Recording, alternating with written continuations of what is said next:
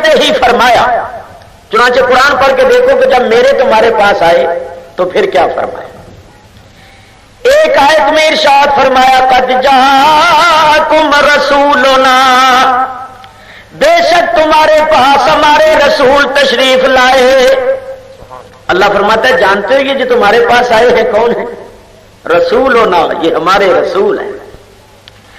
دوسری آیت میں ارشاد فرمایا قد جاءکم برہان من ربکم، بے شک آ گیا تمہارے پاس تمہارے رب کی طرف سے برہان، یعنی روشن دلیل، سراپا معجزہ۔ اللہ فرماتا ہے جانتے ہو یہ جو تمہارے پاس آیا یہ کون ہے؟ یہ ہماری روشن دلیل ہے، یہ سراپا معجزہ ہے۔ تیسری آیت میں ارشاد فرمایا قد جاءکم من اللہ نور، بے شک آ گیا تمہارے پاس اللہ کی طرف سے نور، یعنی محمد مصطفیٰ صلی اللہ تعالی علیہ وسلم۔ اللہ فرماتا ہے یہ جو تمہارے پاس آئے ہیں جانتے ہو کون ہے؟ یہ نور ہے۔ چوتھی آیت میں ارشاد فرمایا شاہداً و مبشراً و نذیراً و داعیاً الی اللہ بإذنہ و سراجاً منیرا۔ یہ نبی جس کو ہم نے بھیجا ہے جانتے ہو کیا بنا کے بھیجا ہے؟ شاہد، مبشر، نذیر، داعی الی اللہ اور سراج منیر۔ تو ذرا غور کرو، میرے تمہارے پاس آئے تو فرمایا یہ ہمارے رسول ہیں، یہ ہماری روشن دلیل ہیں، یہ نور ہیں اور یہ سراج منیر ہیں۔ اور یہی رسول جب اللہ کی بارگاہ میں گیا تو فرمایا یہ میری بارگاہ میں آنے والا میرا بندہ ہے۔ ایک مثال سے یہ بات سمجھاؤں، دیکھو کوئی بہت بڑا بادشاہ ہو، بڑے جاہ و جلال والا، بڑے مرتبے اور کمال والا، بڑے عدل و انصاف والا، بڑا متقی، بڑا پرہیزگار، تو وہ بادشاہ جب اپنی والدہ ماجدہ کی خدمت میں جائے تو بتاؤ کہ بادشاہ جب اپنی والدہ کے پاس جائے گا تو بحیثیت ایک بیٹے کے جائے گا یا نہیں؟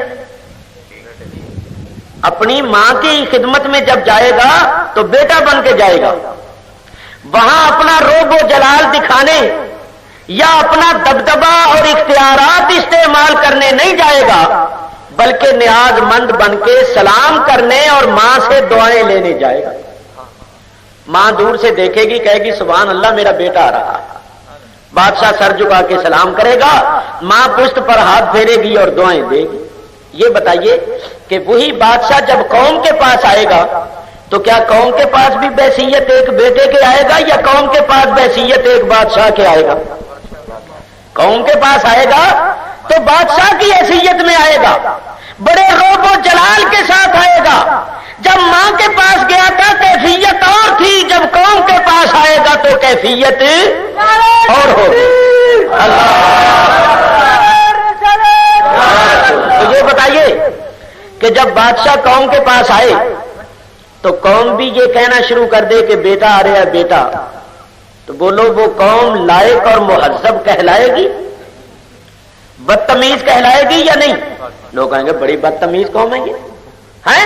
اس میں کوئی شک و شبہ نہیں کہ وہ بادشاہ بیٹا بھی ہے، مگر بیٹا ہے ماں باپ کا، قوم کا بادشاہ ہے بلا تشبیہ و تمثیل۔ نبی کریم علیہ الصلوۃ والسلام اللہ کے بندے ہیں لیکن میرے تمہارے آقا و مولا ہیں۔ رب کا حق ہے ان کو بندہ کہے، میرا تمہارا حق ہے آقا و مولا کہے، کیونکہ اللہ کے بندے ہیں میرے تمہارے آقا و مولا۔ تو جب وہ اللہ کی بارگاہ میں گئے تو اللہ نے فرمایا دیکھو بھئی یہ میری بارگاہ میں آنے والا میرا بندہ ہے، تو میری بارگاہ میں تو آیا ہے حاجی کے ساتھ، لیکن تمہارے پاس آیا ہے رسول بن کے، تمہارے پاس آیا ہے نبی بن کے، تمہارے پاس آیا ہے نور بن کے، تمہارے پاس آیا ہے سراج منیر بن کے۔ تو یاد رکھو اللہ کا حق ہے ان کو بندہ کہے، میرا تمہارا حق ہے آقا و مولا کہے۔ ایک بات اور بھی سنو، بولو نبی کریم علیہ الصلوۃ والسلام اللہ کے محکوم ہیں یا نہیں؟ اللہ کے محکوم ہیں، یعنی ان پر اللہ حاکم ہے اور وہ اللہ کے محکوم ہیں۔ اللہ کے تو محکوم ہیں لیکن میرے تمہارے کیا ہے؟ حاکم۔ اور حاکم بھی کیسے؟ اللہ تعالیٰ ارشاد فرماتا ہے فَلَا وَرَبِّكَ لَا يُؤْمِنُونَ حَتَّى يُحَكِّمُوكَ فِي مَا شَجَرَ بَيْنَهُمْ، اے محبوب تیرے رب کی قسم کوئی مومن ہو ہی نہیں سکتا جب تک اپنے معاملات میں تجھے اپنا حاکم نہ مانے۔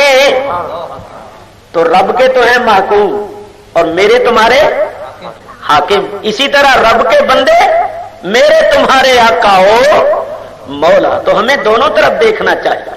دیکھو نا، جب رب کی بارگاہ میں جاتے تھے تو عاجزی کرتے تھے، سجدے کرتے تھے، روتے تھے، گڑ گڑاتے تھے، زاری کرتے تھے، اور جب لوگوں کے سامنے آتے تھے تو انگلی کا اشارہ کر کے چاند کے 2 ٹکڑے بھی کر دیتے تھے۔ نعرہ تکبیر،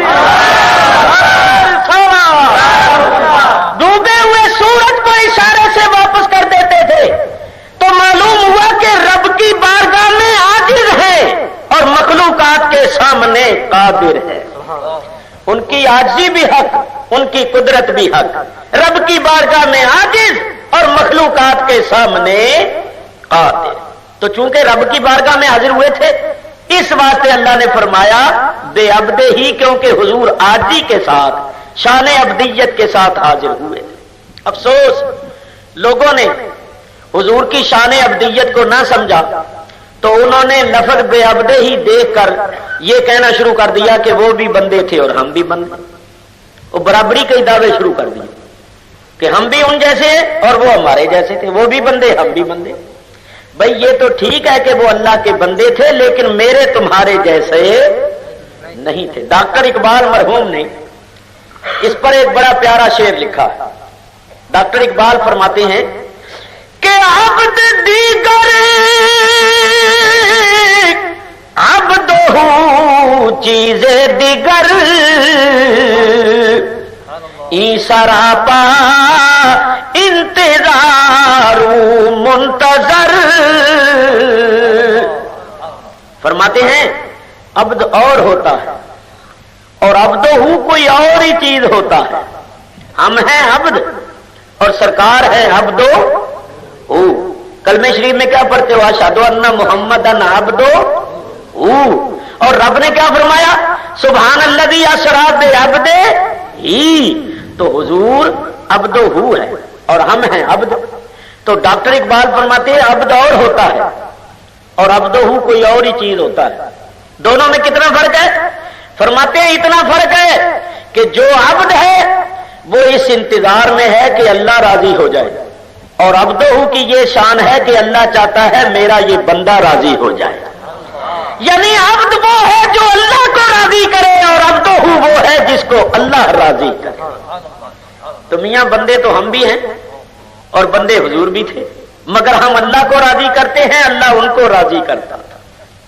دونوں میں بے انتہا فرق ہے۔ سبحان الذی اسری بعبدہ، پاک ہے وہ جس نے سیر کرائی جو لے گیا اپنے بندے کو۔ اب میں آپ کو یہ بتا